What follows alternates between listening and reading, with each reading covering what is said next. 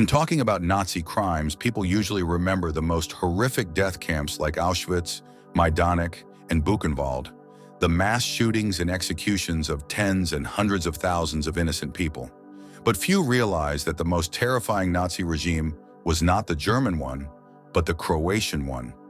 After Yugoslavia was struck by Hitler's and Mussolini's troops, it fell apart, and on the territory of Croatia and Bosnia and Herzegovina, a Nazi entity called the Independent State of Croatia, NDH, was created. The leader of this new state was Ante Pavelic.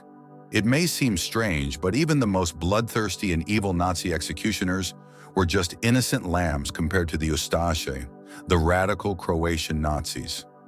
During the existence of the Independent State of Croatia, over 2 million Serbs were exterminated. Serbs, just like Jews and Roma, were outlawed in the NDH. Dozens of concentration camps were established on its territory, the most notorious being Jasenovac, Stara Gradiška, and Slana. Over 10,000 Serbs were killed in Slana, 60,000 women and 20,000 children under 12 in Stara Gradiška, and 75,000 in Jasenovac. But Jasenovac stands out as a place where over 700,000 people were killed, 500,000 of them Serbs, and the rest Jews and Roma.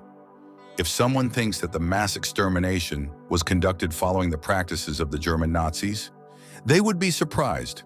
Nowhere else were there concentration camps where the youngest prisoner, a baby born in the camp, was not even 2 months old.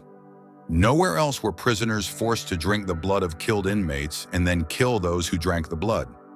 Only in this camp were 1,300 children gassed to death in a single day.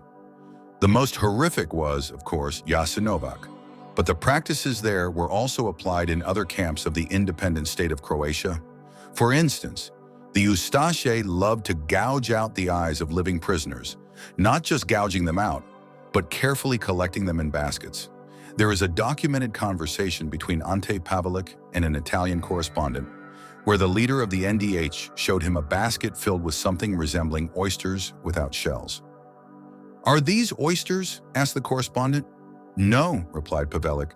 "These are Serbian eyes, a gift from my faithful Ustaše, 20 kilograms of them."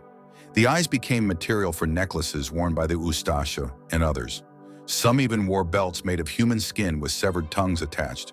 Besides these gruesome souvenirs for themselves, the Ustaše sent thousands of severed male, female, and children's heads with notes to King Peter in Belgrade, and meat for the Belgrade market down the Drina River.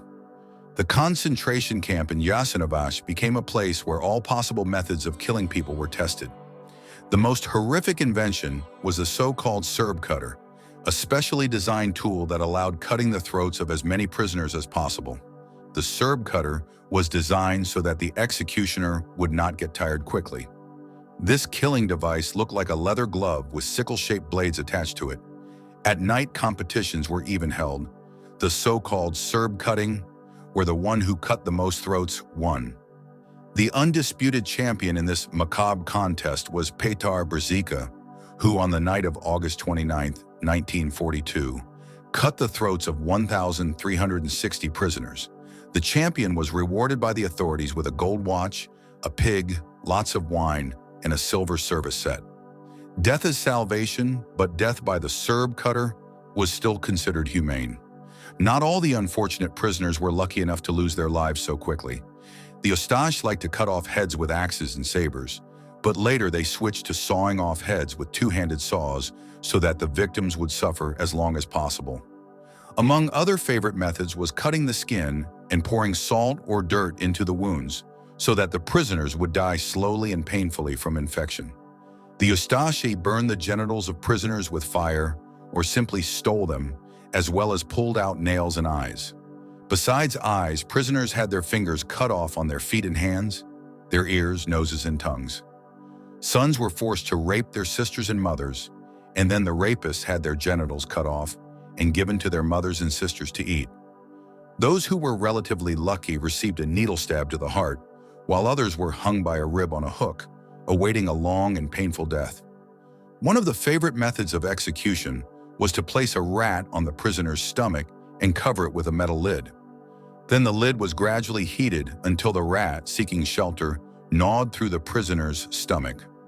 Prisoners were also drowned en masse in the Sava River and in the sewage system that flowed into a lake, which was the only source of water for the prisoners, causing many to die from poisoning and epidemics.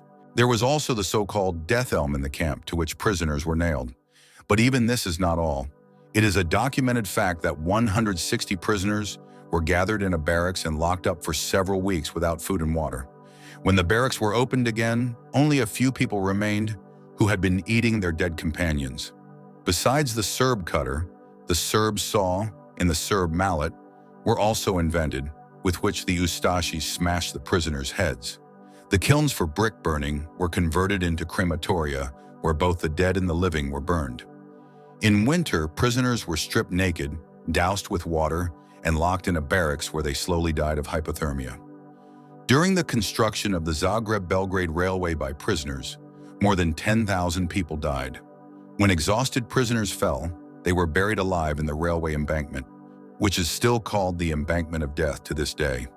Miroslav Filipović, nicknamed Son of Satan, was a madman, a priest who demanded that his followers kill everyone, especially children. He loved to find relatives among the newly arrived and force them to fight to the death.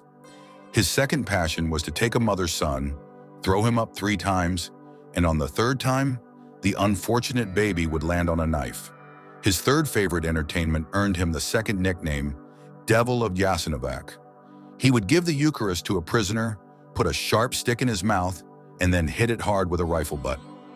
By the way, when the NDH announced the deportation of 68,000 Jews to Germany and then canceled it, claiming that they had all been killed on the spot, the Germans did not believe it. They even sent a special commission to inspect all the concentration camps to make sure that all the Jews from those 68,000 had been executed. Son of Satan decided to demonstrate to the guests the principle of the Serb-Cutter. It should be noted that the commission included SS officers and young ladies from the SS Institute. But during the demonstration, one of the SS executioners fainted at the sight of 12 prisoners. The commission was also shown the breathing graves, a method of killing that was not used anywhere else. Prisoners were tightly placed in a pit and then buried alive. For several days, the earth on the grave breathed. It was Son of Satan who supervised the mass extermination in Stara Gradiška. Son of Satan had many accomplices, but the most famous among them were several. Zvonimir Brekalo, who loved to cut the throats of children. Vjekoslav Lubarić, the inventor and tester of the Serb mallet, with which about 3,000 people were killed, more than 500 of them children. And another madman, Dionisia Jakic, who said, "Today it is not a sin to kill anyone who stands in the way of our state and the Ustaše regime. I will take an automatic rifle in my hands and exterminate everyone who opposes the state and the Ustaše authorities and the elderly in the villages." The history of this camp also knows a unique case when an old man, Lukas Šušić, refused to greet the leader of the NDH. His ears and nose were cut off, his eyes gouged out, and he said only one phrase to his executioner: "You must, child, do your job." Enraged, the Ustaše cut out the old man's heart and threw it into a pit. However, he later wrote, "I could no longer kill. I won a bet by killing 1,350 prisoners. I silently paid for my loss. Since then, I have had no peace at night, no sleep. As soon as I fall asleep, I see the clear gaze of the old man and hear his unbearable words. 'You must, child, do your job.'